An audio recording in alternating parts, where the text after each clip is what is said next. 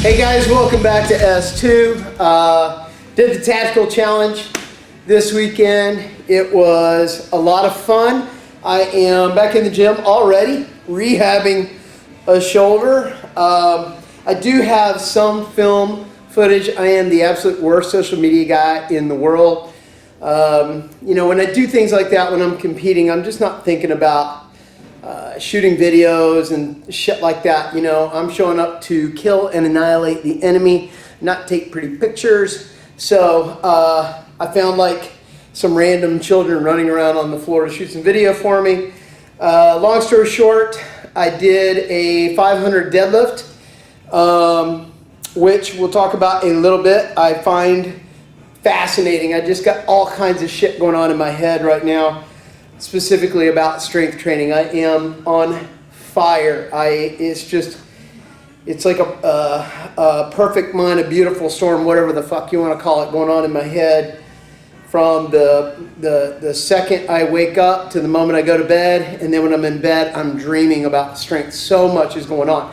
Anyway, I did a 500 deadlift, did it easily, and I only deadlifted maybe 5 or 6 times over. I trained for about 35 days for this thing, and you've probably heard me talking about in other videos where I just had this ongoing freaking tendonitis in my hip, and I'm as hard-headed as anybody. I don't take my own advice very well, so it's lingered way too long. It's a lot better. I don't feel it. I hadn't felt it during training. I hadn't squatted all month, so I removed squats from my training and really was only doing deadlifts. I was doing speed deadlifts with bands, and when I say speed, realistically doing sets of 3 from a pure pause position. Did rack pulls. I think I went up to 475 with chain, and then the week before the meet, which was Saturday, it is now Monday, I did really light deadlifts. So I never deadlifted more than 475 with chain, and I pulled 500. My all-time PR is 540 pounds, which was set 2 years ago.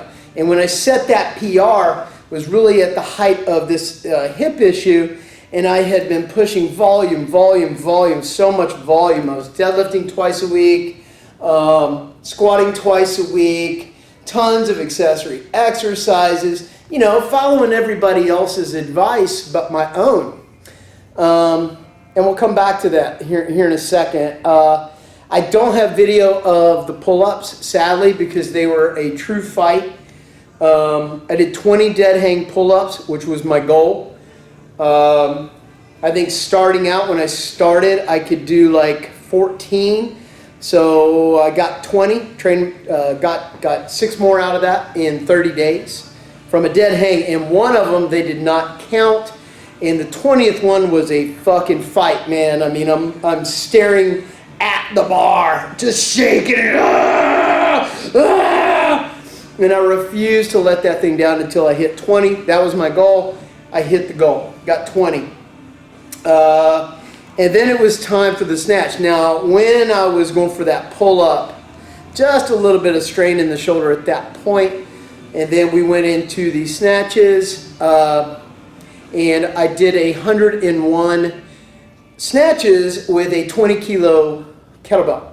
And if you've never tried that, it is a challenge in and of itself. Now, interestingly enough, 30 days ago, I could not do 1 repetition. I could not do 1 snatch and stabilize the position over my head due to the reality that I just do 0 this many overhead presses.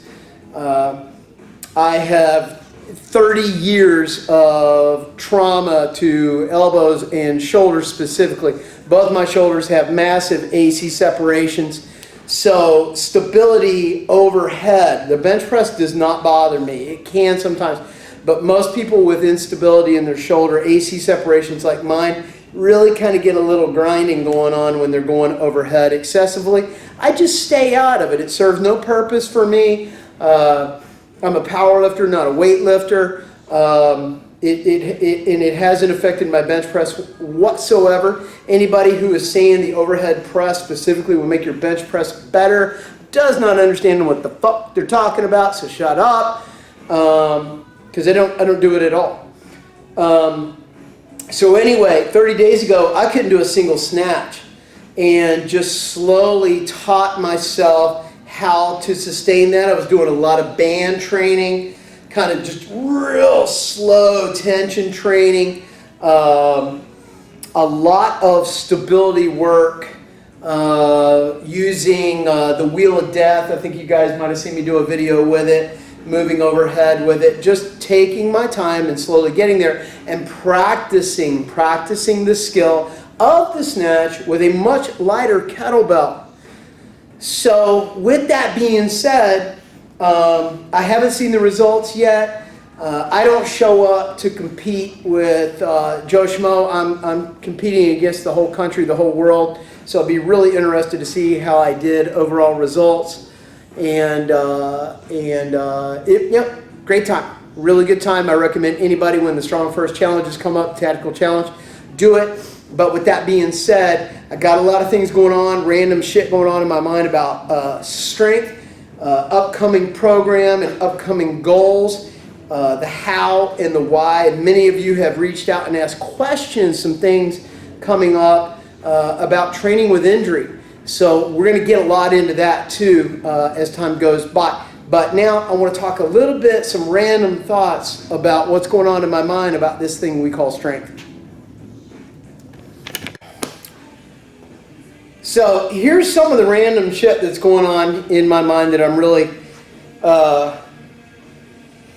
focused on right now, trying to wrap my head around. I was talking a little bit about the deadlift PRs. When I did 540 a couple of years back, I had been injured that whole time training up to that PR, so I could not deadlift in the classical sense of the word.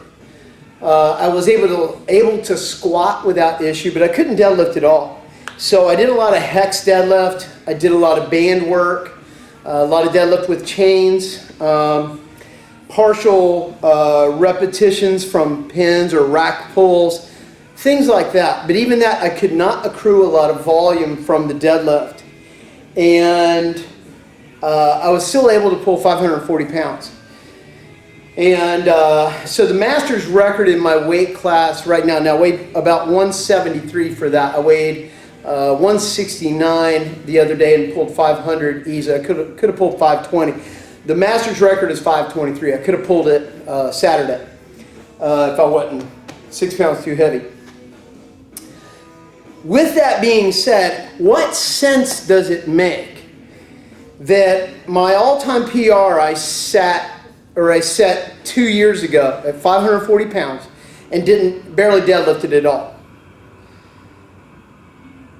I pulled 500 pounds for my birthday in April. That's May, June, July, August, September, October. 6 months ago.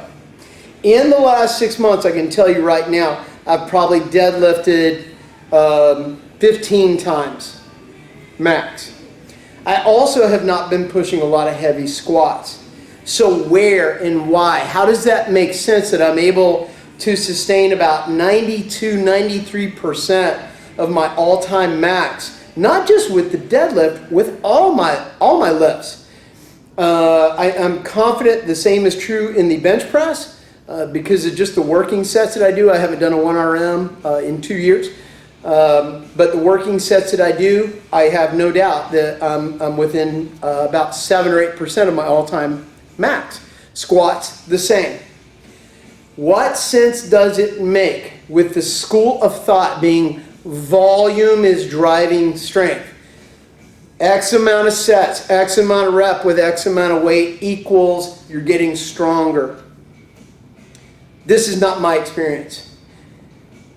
How can I be 50 years old and continuously getting stronger without beating the shit out of myself at the same time? If this is true for me, is it true for you? Is it true for everybody? Do we truly need to be accruing all this volume, all these hours in the gym, thousands of repetitions? I don't think so. And it's a really interesting conversation of moving out of this transition of thinking that strength is this acquired ability that happens from practice, from just making sure that you are training in such a way and your program design is there and you can't miss a day and you got to get 5 sets of that and 10 sets of this and 3s and 2s and percent of that.